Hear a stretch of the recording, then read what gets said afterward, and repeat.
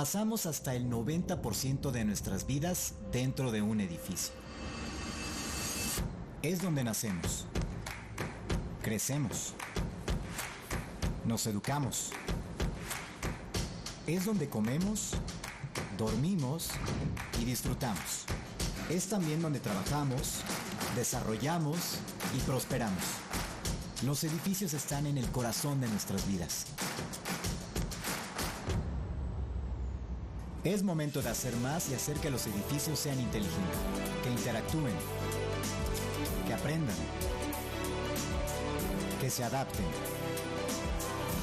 que contribuyan al confort, la eficiencia, a la resiliencia y la seguridad.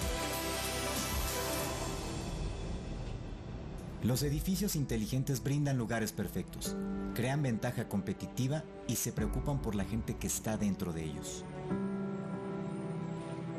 Cuando conectamos estos lugares perfectos con los vecindarios, ciudades y más, creamos ambientes que cuidan. Eso es Smart Infrastructure de Siemens. Ahora daremos inicio con el panel titulado Movilidad en las ciudades del mañana, por lo que doy la bienvenida a los oradores que participarán en este espacio. Recibamos a Horacio Ramos, Manager of Electromobility en Siemens.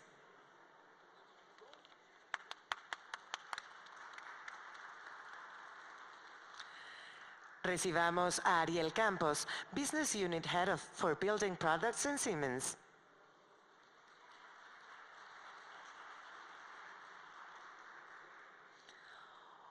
Horacio Cerón, Manager Product Management en Siemens.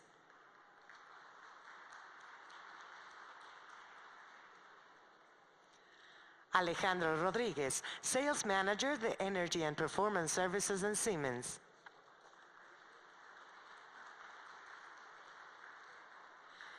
Y como moderadora nos acompaña Yolanda González Martínez, Head of Building and Business Development Team en Siemens. Dando inicio con el panel Movilidad en las ciudades del mañana, cedo la palabra a Yolanda González Martínez. Gracias y bienvenidos a todos el día de hoy. Vamos a estar platicando en este panel de expertos sobre el tema de movilidad en las ciudades del mañana. Y entiéndase que las ciudades del mañana empiezan hoy. La tecnología ya está hoy en mercado y como se comentaba en foros anteriores, ahorita hay una gran incertidumbre sobre el tema de la infraestructura. Y con esto arrancamos el panel. Horacio, te preguntaría, hoy en día existe mucha ansiedad en rango. Ansiedad en rango quiere decir que las personas que tenemos un auto eléctrico tenemos duda de si podemos llegar a nuestro destino con la carga que tenemos. Esta es una de las principales preocupaciones que existe entre los usuarios. Aquí te preguntaría, ¿dónde estamos parados como país? ¿Qué se requiere para ampliar esta infraestructura de carga? ¿Y qué rol juegan actores como Siemens para poder facilitar el crecimiento de la red? Bueno, buenos días a todos. Gracias por acompañarnos. Gracias a Caname por la invitación. Y ya se platicaba en el foro anterior sobre los retos que tenemos como país para el tema de electromovilidad. Es bien interesante saber que el 80% de la carga se tiene que hacer en casa, ¿no? Para poder tener o quitarnos esta ansiedad de rango de la que hablas. La semana pasada leía un artículo donde alguien mencionaba que necesitábamos tener 17,000 puntos de carga en México para que la electromovilidad funcionara. Y después hacía un comparativo sobre el número de gasolineras que hay en México, que son como 13,000. Entonces a veces no hace sentido lo que publicamos con lo que se necesita. Entonces, el tema de tener una infraestructura sólida que pueda estarse monitoreando, que sea inteligente, ¿no? Porque actualmente tenemos una infraestructura que no sabemos si los cargadores están activos o no están activos. Es más, no sabemos si existen los cargadores, ¿no? Ya nos ha pasado que vas en carretera y dices, me voy a parar a cargar en tal lado y llegas y no está el cargador. Entonces, se vuelve complicado. Tener una infraestructura inteligente nos va a dar la certeza de que vamos a poder cargar nuestro vehículo cuando lo necesitemos, ¿no? Que va a ser cuando tengamos que viajar, ¿no? Porque cuando estemos en ciudad, cargamos en nuestra casa, cargamos en la oficina, ¿no? Entonces ahí se vuelve importante. ¿Qué está haciendo Siemens en esta parte? Entró hace un par de años en el tema de comercialización de cargadores eléctricos, ¿no? Trayendo tecnología ya utilizada en otros países, fuertemente en China, fuertemente en Estados Unidos, pero solamente comenzamos con tema de cargadores y después nos dimos cuenta que hacía falta algo más, traer todo el conocimiento de Siemens al tema de electromovilidad con una solución integral, comenzando desde la cometida, llegando al cargador y teniendo el software de gestión que nos permita entender cómo están interactuando los vehículos con los cargadores. Eso es bien importante. Entonces, Siemens se está convirtiendo en un referente de no solamente comercializar cargadores, no solamente instalar cargadores, sino tener toda la infraestructura de carga disponible atrás del cargador para que este pueda funcionar correctamente. Perfecto, Horacio. Hablabas ahorita del tema de que necesitamos varios, vamos a llamarlo key players, para que esto funcione. Entonces, esto quiere decir que no funciona de manera aislada la electromovilidad. En este sentido, Ariel, ¿cómo se está planeando la integración de este elemento al ecosistema en edificios para la gestión? Es decir, control y optimización para los administradores de edificios e incluso de parques industriales. Correcto, Yolanda, muy buenos días a todos. Sí, los cargadores eléctricos, seguramente no vamos a tener 17,000 puntos de carga, pero los que se estén integrando no son un ente aislado, se integran a centros comerciales, a facilities como este puede ser, edificios de oficina, etcétera. Entonces, entiéndase que un edificio sostenible es aquel que gestiona el consumo energético, ¿no? Y lo hace de manera eficiente, es decir, hace que la energía eléctrica se utilice de manera eficiente. Al integrar este componente, Yolanda, dentro de un facility, de un edificio, necesitas gestionar la energía que se destina para la carga de autos. En el panel anterior hablaban de que muchas compañías ya están poniendo o están estableciendo metas de ESG, justamente para reducir el impacto en la huella de carbono.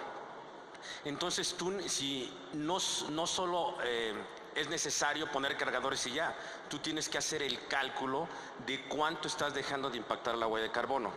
Es decir, estaba la otra vez en un panel y una compañía me decía, ya estamos alcanzando nuestras metas de ESG porque nos propusimos tener 100 puntos de carga en todas nuestras propiedades. Y yo le decía, está excelente, es un buen comienzo, pero ¿cuánto estás dejando de impactar a la huella de carbono?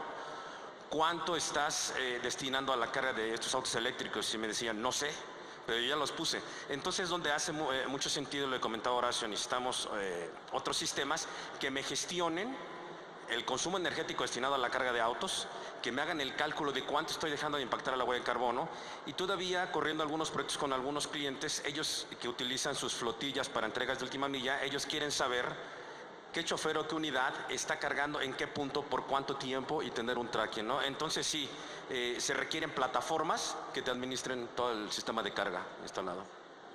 Excelente. Hablando en este mismo sentido, en donde no son elementos aislados, Horacio Cerón, ¿cuál es la propuesta para la distribución inteligente de energía en el mercado mexicano? Muy buena pregunta, Yolanda, y buenos días a todos. Como Siemens, en términos generales, somos una empresa pionera en términos de tecnología y de sostenibilidad desde hace muchos años. Como tal, nosotros manejamos una paleta integral de portafolio que va alineado justamente con estas métricas, y nosotros creemos firmemente que para el tema, ya hablando muy en concreto de sistemas de distribución eléctrico, también de control eléctrico y de protecciones, en combinación con herramientas como la digitalización y la parte también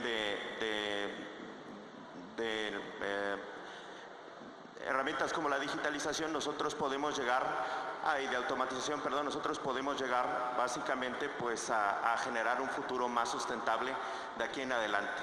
¿A qué nos estamos refiriendo con esto? Básicamente que nosotros, bajo las tecnologías de media y baja tensión que manejamos, pueden directamente impactar positivamente hacia este impacto de huella de carbono. Por otra parte también, pues nosotros damos como Siemens asesoría para reducción de huella de carbono a las industrias, también lo hacemos, tenemos también tecnologías limpias, cargadores eléctricos inteligentes y bueno, la intención en concepto general, esto tiene mucho que ver que pues como Siemens no solamente somos un actor en la derrama económica, sino también estamos muy interesados en la sostenibilidad. Con respecto de esto, nosotros tenemos un par de pilares que tiene que ver uno con mantenimiento inteligente, que mantenimiento inteligente nosotros que se entienda el concepto como tal, de que es un sistema en el cual se puede, número uno, ser transparente o incrementar la transparencia hacia la industria, en este caso hacia los edificios, de forma general que pues las personas que hacen el mantenimiento puedan saber en tiempo real qué está pasando, si hubo algún tipo de fallo por algún motor o por algún sistema de HVAC, etcétera, etcétera, poderlo tener detectado, inclusive saber en qué zona, cuándo fue, por qué pasó la falla, y no solo eso, sino poder tener identificado incluso hasta un número de parte con el cual se puede hacer el reemplazo de una manera más rápida. Todo esto se traduce en reducción de costos y también se incrementa la disponibilidad de la operación en términos generales. Entonces, eso podemos decir que es parte de nuestras aportaciones. Excelente, Horacio. Aquí estamos viendo prácticamente que son varias las áreas o los equipos que pueden intervenir para tener como tal una ciudad del mañana, que estamos hablando de una ciudad más conectada. Estamos hablando que tenemos cargadores, tenemos softwares. Lo importante no solo es el cargador, sino el tipo, el beneficio que nos va a dar, el controlarlo, que los edificios ya tienen la tecnología o ya existe la tecnología para poder administrar y ver qué es lo que se está consumiendo. Es muy importante el tema de la distribución. La distribución de energía tiene que ser inteligente. Inteligente, se traduce también como eficiente, que quiere decir que podemos controlar, y recordemos que eficiencia es hacer más con menos. No es simplemente generar más de una manera sustentable. En este sentido, te pregunto a ti, Alejandro, ¿la instalación de puntos de carga es una inversión que a la larga se va a traducir como un beneficio sostenible? Buena pregunta, Yolanda. Agradecido también con la CANAME, con ANSE por la invitación y con el público que nos acompaña el día de hoy. Definitivamente, es un camino hacia la sostenibilidad y dependerá también de qué hay detrás de esa infraestructura de carga. ¿A qué me refiero? Que tengamos fuentes alternativas de energía, que tengamos energía limpia que esté suministrando esa parte de la industria, ¿no?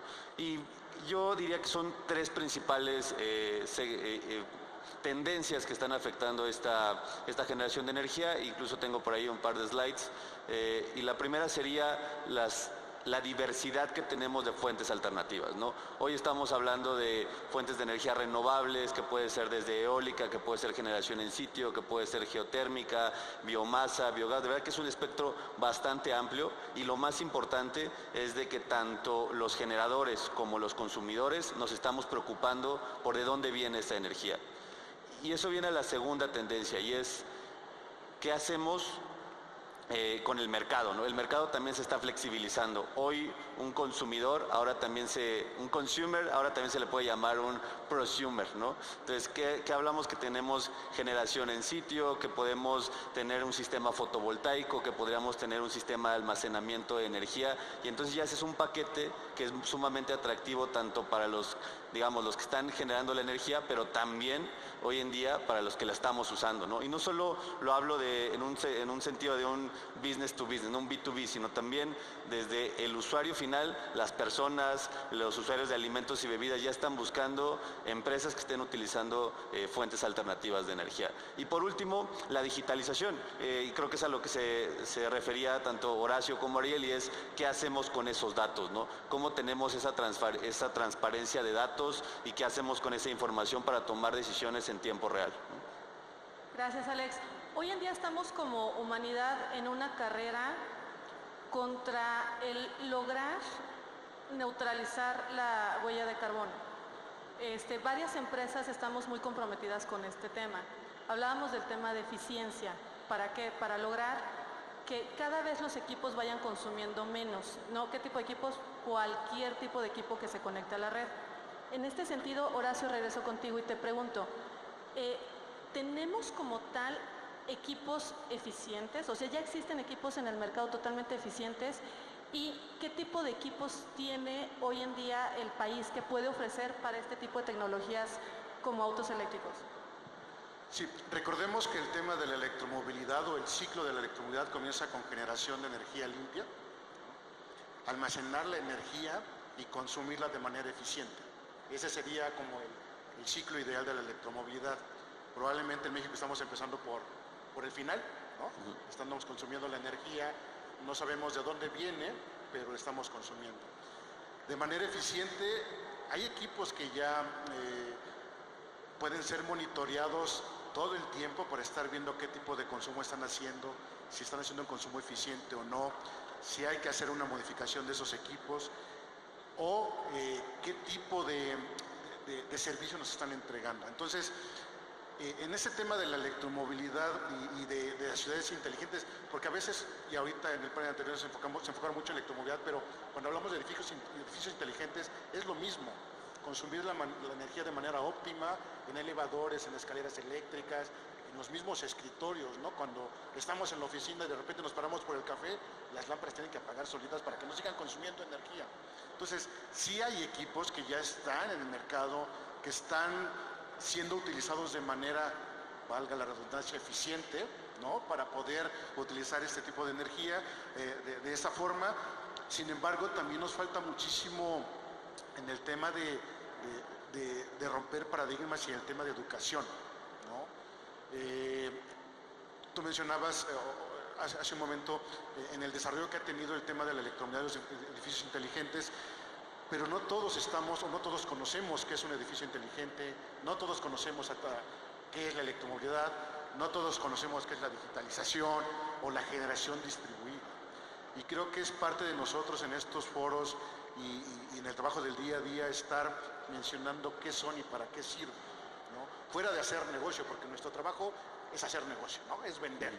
Pero si nosotros damos una explicación de cómo generar de manera limpia, cómo almacenar la energía, cómo utilizar los softwares para que los edificios controlen bien la energía, el tema de digitalización y la electromovilidad, podemos dar un paso muy grande al tema de consumir la energía de manera eficiente, que es lo que estamos buscando hacer. Excelente, Horacio. Tocaste un punto muy importante. Hoy en día puede haber personas que no reconozcan lo que es como tal un edificio inteligente. Hace algunos años un edificio inteligente era un edificio que podía tener un control de iluminación. Hoy en día un edificio inteligente es un edificio que interactúa, que entiende tu funcionamiento, que entiende qué es lo que tú estás haciendo en el día, predice, aprende de tu día a día y va prediciendo. Vamos a tener lo que son mantenimientos preventivos, predictivos, que esto nos va a ayudar a tener nuestros equipos en mejor estado y a no tener tanto desgaste. ¿Por qué? Porque el sector más bien la vivienda, el sector de vivienda, consumimos gran cantidad de energía hoy en día, ¿no? Entonces, en este sentido, Ariel, con la implementación de la infraestructura inteligente, ¿los edificios alimentan o combaten el cambio climático? Esa sería la primera pregunta. Y la segunda sería, ¿cómo estos edificios aportan a este camino de descarbonización? Sí, Yolanda, definitivamente un edificio, hoy día los edificios que están desarrollando e inclusive a los que se le están haciendo retrofit, el principal objetivo es serlos sostenibles. Y entiéndase por qué es tan importante el edificio. Cuando hablamos de Smart Cities o ciudades inteligentes, la base de una Smart City es un edificio, un recinto como este. ¿Por qué es importante también hacer más sostenibles? Porque hay estudios que indican que nosotros pasamos más del 90% de nuestro tiempo en un edificio.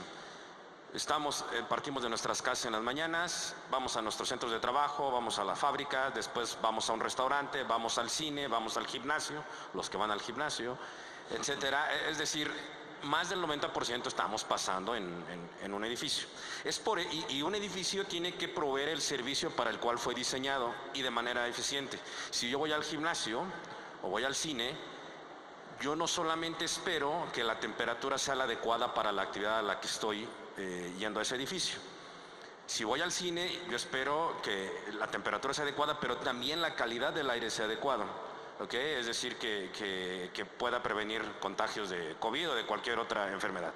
Es un punto. Todo esto, todos los sistemas que son gestionados en un edificio, es igual a consumo de energía, punto. O sea, así.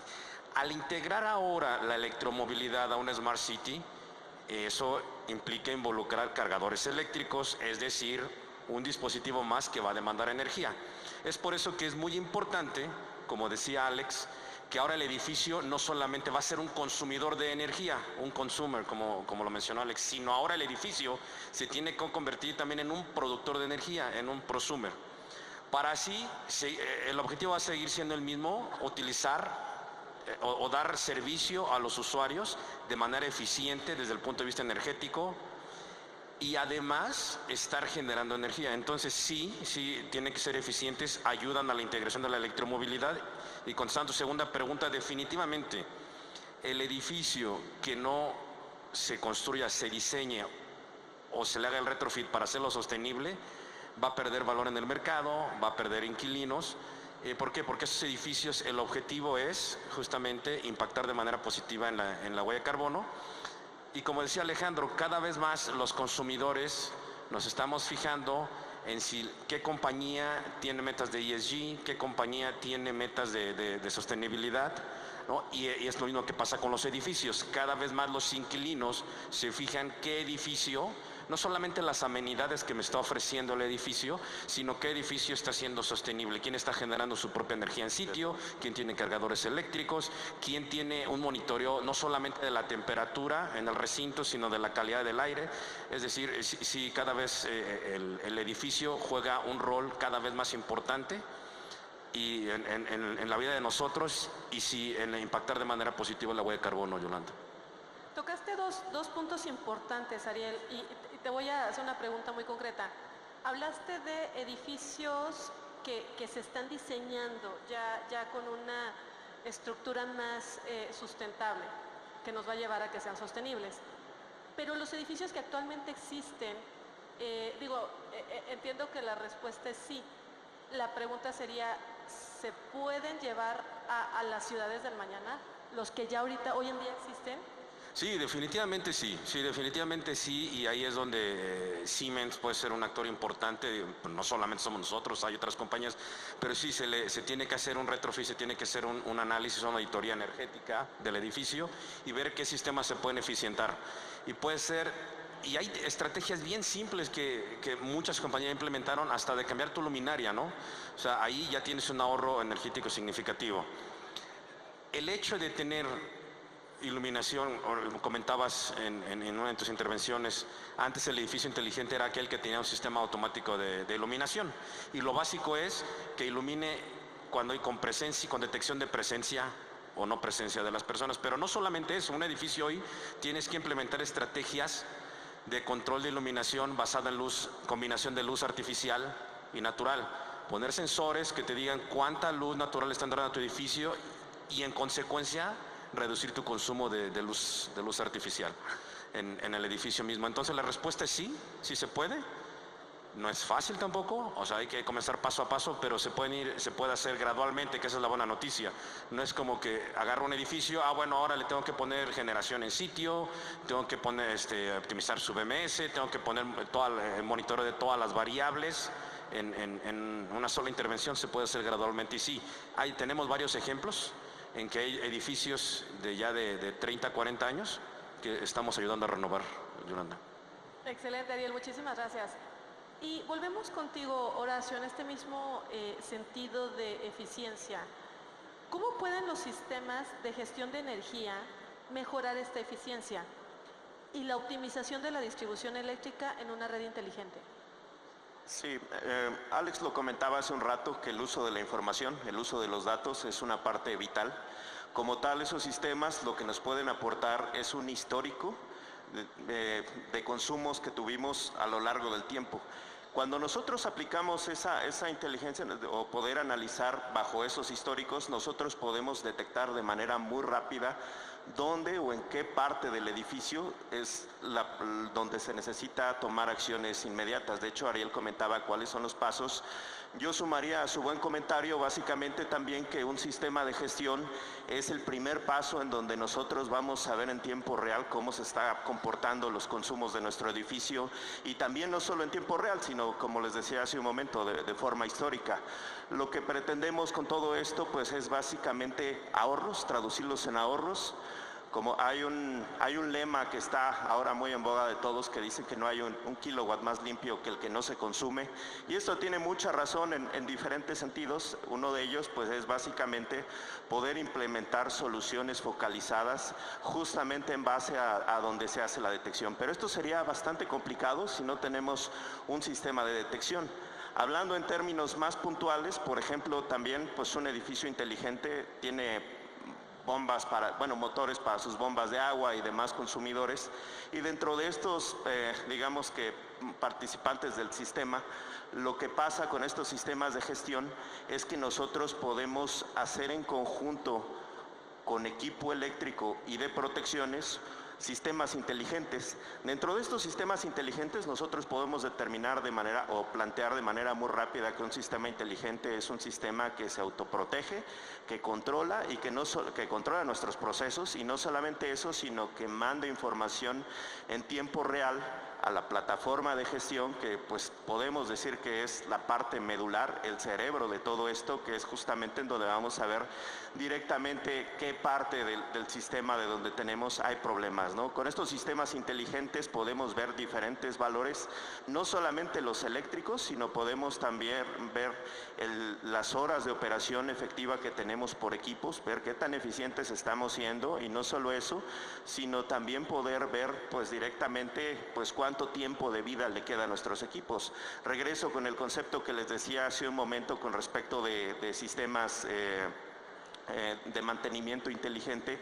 A final del día lo que se persigue con todo esto es facilitar el trabajo a la gente de mantenimiento para que de tal forma pueda tener un sistema preventivo y predictivo, que a final del día pues esto se traduzca no solamente, como decíamos hace un rato, en ahorros económicos, sino también en reducción de huella de carbono, y bueno, también pues aporta directamente pues al tiempo efectivo de operación de cada sistema.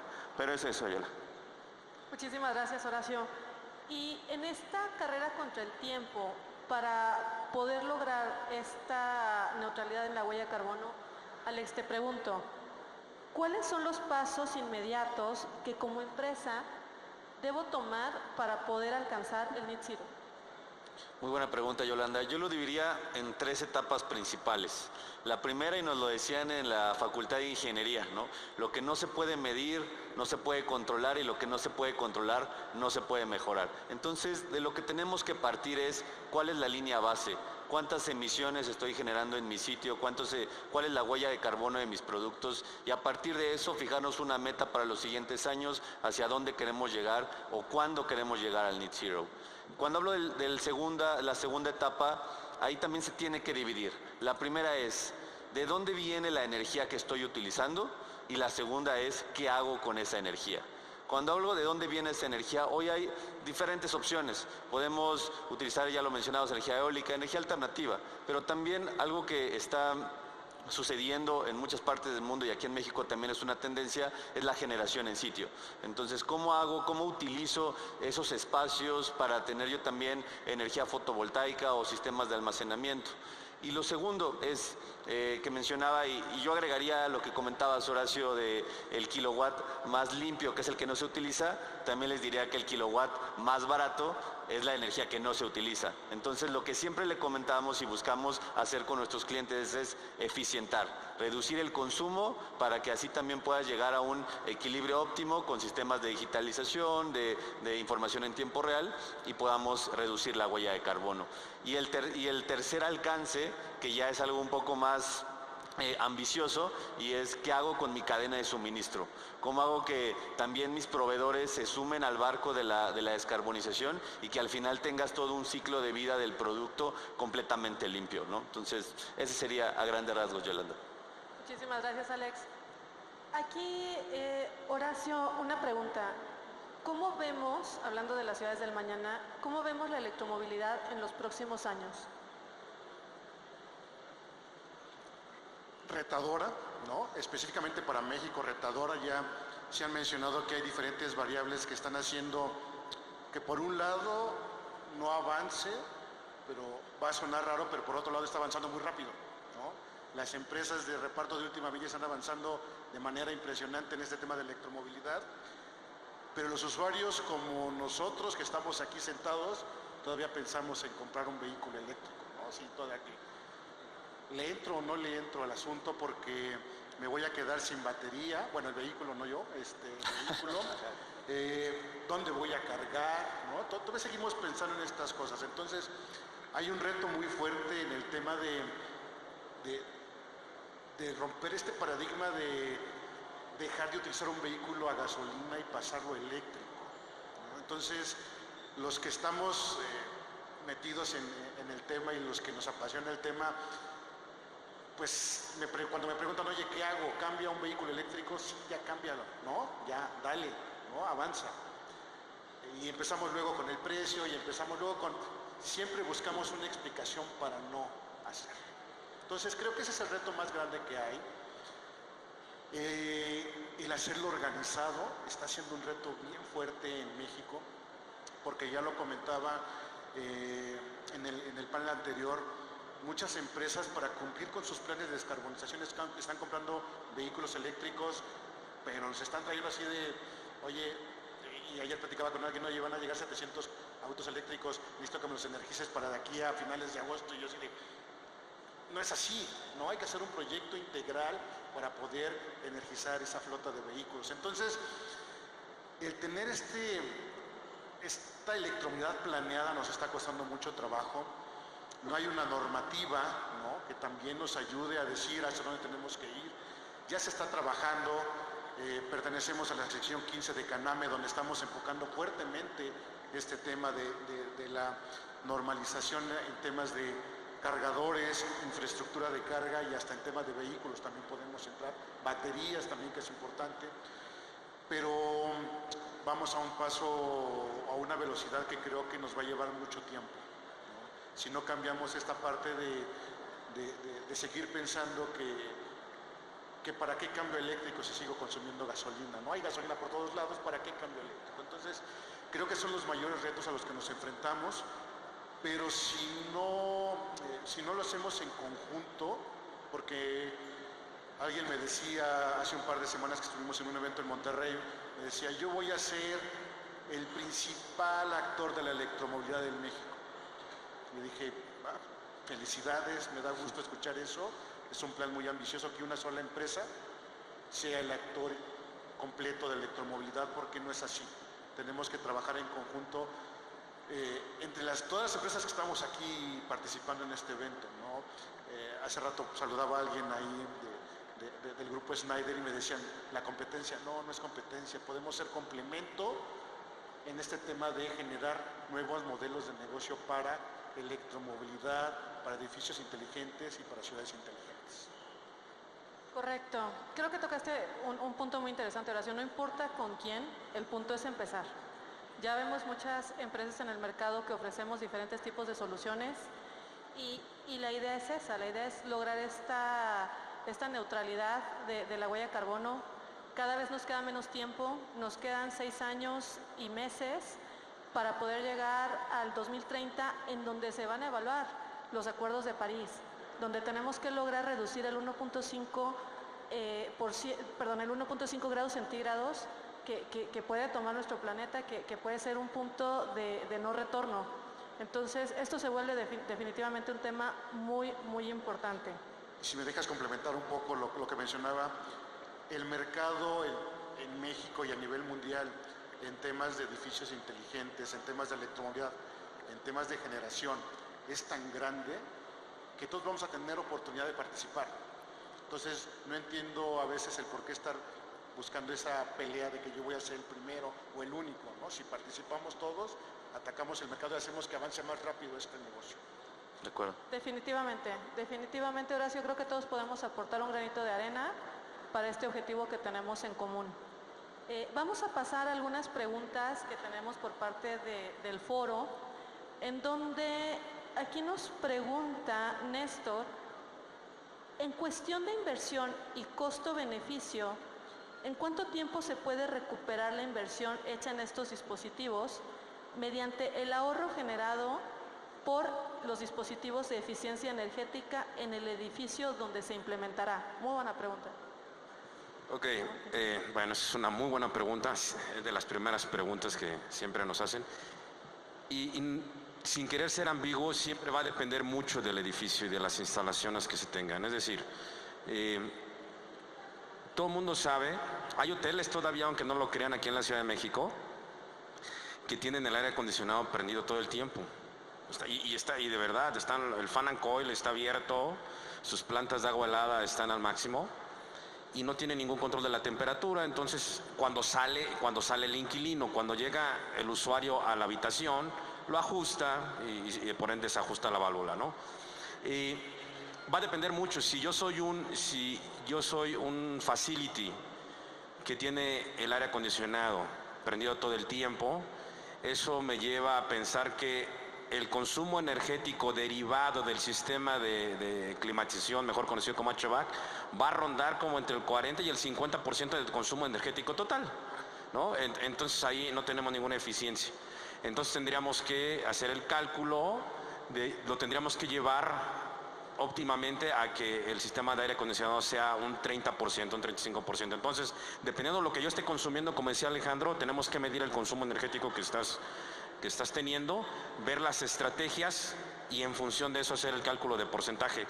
Digo, va a depender mucho de estos factores, pero puede ser desde 4 a 10 años, va a depender mucho. Hay edificios que están funcionando a día de hoy muy bien, hay edificios emblemáticos en la Ciudad de México, no sé, la Torre BBVA Bancomer, Torre M de Mítica, Torre Mayor, Chapultepec 1, etcétera, que ya son edificios que nacen siendo eficientes y ahí llevarlos todavía a una máxima eficiencia va más lento, entonces el impacto es menor. Entonces sí va a depender mucho, Yolanda y auditorio, de las condiciones actuales y de las estrategias que implementemos.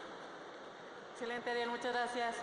Otra de las preguntas es, ¿cuál sería el principal reto de proyectos de generación distribuida en México? Bueno, creo que partiendo de que el tema tecnológico está de cierta manera ya solventado, ya hay tecnologías bastante avanzadas, la economía de escala ahora nos funciona para que tengamos paneles, inversores a precios bastante competitivos. Yo podría decir que un reto también muy importante es cómo lo hacemos realidad. Y con cómo lo hacemos realidad me refiero al tema del dinero. Cómo encontramos esquemas de financiamiento que nos permitan tener un retorno de inversión atractivo para los clientes y para los dueños de esas empresas, ¿no? Entonces, yo diría que el método de financiamiento creo que ya queda un poco en el pasado, donde todo se hacía tipo CAPEX, donde el cliente tenía que hacer la inversión total desde un inicio. Hoy en día hay opciones de arrendamiento, hay opciones de contrato por performance, de pago de energía, en el cual es mucho más flexible y permite a los clientes alcanzar sus objetivos de descarbonización en un corto plazo, ¿no?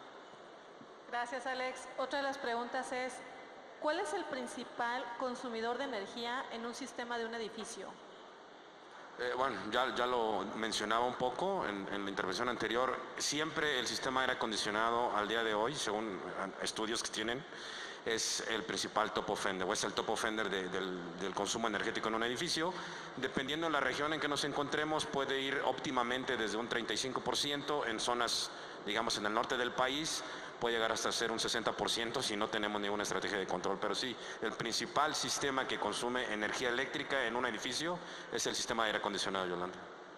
Gracias, Ariel. Por última pregunta tenemos, ¿cuáles son los principales retos para implementar la digitalización en la industria en México? Bueno, aquí estamos hablando pues justamente todos los temas que tienen que ver con ahorro de energía, no solamente recaen en la parte de edificios, sino también en la parte industrial. Y aquí podríamos plantear también como un punto medular básicamente la concientización. Las empresas grandes y muy grandes, ya como Ariel lo comentó, tienen sus planes de ESG, pero como sea, todavía hablándolo de forma muy general, industria mediana y pequeña todavía no ha entrado en eso. Entonces, parte de los principales retos es que nosotros como fabricantes y también las empresas proveedoras de soluciones puedan llegar y pues plantear esto. Alex lo decía bastante bien con respecto del reto económico que a veces representa. Muchas veces no hay la conciencia de esa relación costo-beneficio en donde se puede tener en mente que no es solamente, es más bien una inversión lejos de ser un gasto, ¿no? O sea, aquí realmente estamos partiendo sobre conceptos generales, no solamente de decir vas a ser más eficiente, no solamente que vas a ser más eficiente, pues eso se va a traducir en tener una reducción en las facturas energéticas y posteriormente también poder, pues digamos que entrar a esa carrera con respecto del tema de empresas sustentables. Entonces es algo en donde tenemos que trabajar todavía en México. Como decía mi tocayo Horacio Ramos, creo que esto se veía que se iba muy a largo plazo y la verdad es que tanto en edificios como en sectores industriales han habido avances más allá de lo que nosotros hemos esperado y la verdad es que pues también comentado en este panel, pues vernos todas las diferentes marcas como aliados, como para poder proveer soluciones integrales, porque ahora básicamente esa es parte del futuro, ya no ofrecer un producto suelto, sino más bien un concepto, una solución que se pueda traducir de forma pues como integral, que dé un valor agregado pues hacia el usuario, independientemente del segmento o del sector en donde estemos localizados. Pero eso es. Muchísimas gracias, Horacio. Definitivamente tocamos temas muy relevantes, en donde estamos hablando de que las ciudades del mañana ya tenemos como tal la tecnología y la tecnología ya está en el país, hay quienes ya la están implementando. Entonces, ¿qué es lo que seguiría? Aquí lo que se propone tal cual es pongamos todos nuestro grano de arena. ¿Cómo podríamos, por ejemplo, poner nosotros el grano de arena pensando en que a lo mejor yo, Yolanda, no es que yo vaya a construir un edificio, no es que vaya yo a hacer algo inteligente, pero sí puedo demandarlo, sí puedo exigirlo, sí puedo invertir a lo mejor en un departamento, en una casa, en mi aportación, en el porcentaje de mi aportación, que se pueda ir demandando para que cada vez esto vaya avanzando de una manera mucho más rápida. Creo que ese sería uno de los principales pasos. Otro de los pasos, lo comentaba Horacio, no le tengamos miedo a los autos eléctricos. Evidentemente, todo en este país y en todos los países funciona de acuerdo a la demanda, oferta y demanda. Entonces, ¿qué es primero? Depende. Entonces, no existe un principio, ¿no?, de cada cosa. En este caso, ya existe una infraestructura, va empezando, sabemos que vamos empujando fuertemente para que esto se vaya creciendo. Sin embargo, Horacio dio un dato muy interesante. El 80% de la carga que voy a tener en mi auto lo voy a hacer en casa. Eso lo puedo hacer de manera inmediata. El problema es el otro 20% y ese problema está controlado. ¿Por qué? Porque ya empieza a haber muchas inversiones en donde ya empezamos a ver ciertos cargadores que se empiezan a poner en muchos edificios nuevos, edificios que se están haciendo ahorita retrofits. Entonces, toda esta parte ya empieza. No le tengamos miedo a la electromovilidad. Esto es el mañana. Horacio, por ahí se comentaba que en Alemania hay carreteras en donde tú puedes pasar y el auto se va cargando de manera automática. ¿Esto es correcto? Específicamente en China, que es el mercado más grande en temas de electromovilidad, ya se están haciendo pruebas donde hay autopistas que se cargan los vehículos por inducción. El desarrollo que ellos tienen va ahí sí a años luz de lo que nosotros estamos haciendo, pero en algún momento empezaron dándose cuenta que su país, sus principales ciudades, estaban fuera de los niveles lógicos de que una persona pudiera vivir ahí, ¿no?, contaminados a más no poder, y tuvieron que tomar decisiones de cambiar, y esas decisiones cuestan trabajo, ¿no? Como dicen por ahí, duelen las decisiones a veces de cambio, pero hay que hacerlas, porque si no, no es que tengamos un plan de descarbonización, es que no vamos a llegar a él, ¿no?, si no hacemos estos cambios. Y creo que se vuelve importante el tema de ser congruente también con lo que decimos y hacemos. Predicar con el ejemplo siempre es bueno, ¿no? Siemens es una empresa que cuando se compromete con algo, comienza a hacer modificaciones en su forma de trabajo. Ya contamos con generación distribuida en plantas en México, ya contamos con cargadores eléctricos en todas nuestras facilities, ya contamos con una flota de vehículos eléctricos, pero del otro lado le estamos pidiendo a nuestros proveedores, ¿no?, a nuestros socios de negocios, que sean verdes también. Entonces, ahí se cierra este ciclo de cómo estamos apoyando el tema, no solamente de electromovilidad, sino de tener ciudades inteligentes, ciudades limpias, ¿no? Ahí se vuelve importante esa parte. Entonces, sí, un gran ejemplo es China, ¿no? Aunque no lo querramos ver, es un gran ejemplo. Ya estamos teniendo aquí, y hay expuestos vehículos que están fabricados en China, de muy buena calidad, porque ellos van, como repito, 3, 4 pasos adelante de nosotros, ¿no? Pero hay que aprender de ellos cómo hicieron este cambio de mentalidad, de decir, no importa el planeta, sigamos produciendo y contaminando, ahora ser productores eficientes, ¿no?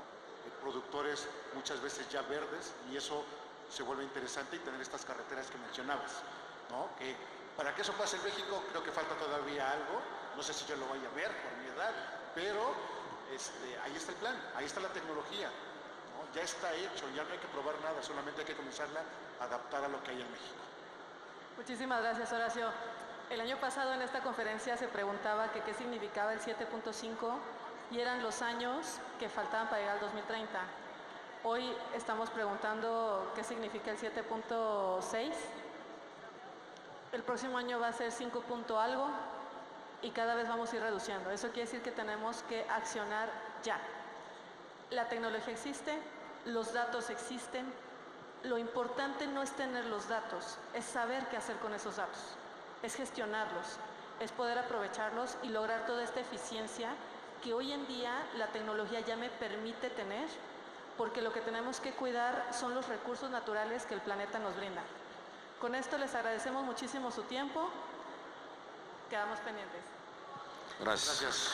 Gracias. Agradecemos a nuestros panelistas y moderadora, y a continuación se les hará entrega de un reconocimiento por su excelente intervención. Recibe reconocimiento Horacio Ramos.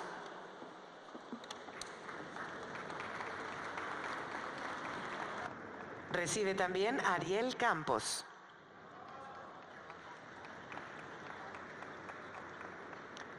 Entregamos ahora a Horacio Cerón.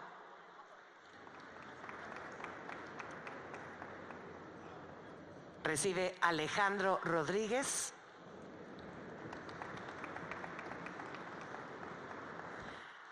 Y ahora recibe nuestra moderadora Yolanda González Martínez. Les pedimos nos regalen una fotografía, por favor.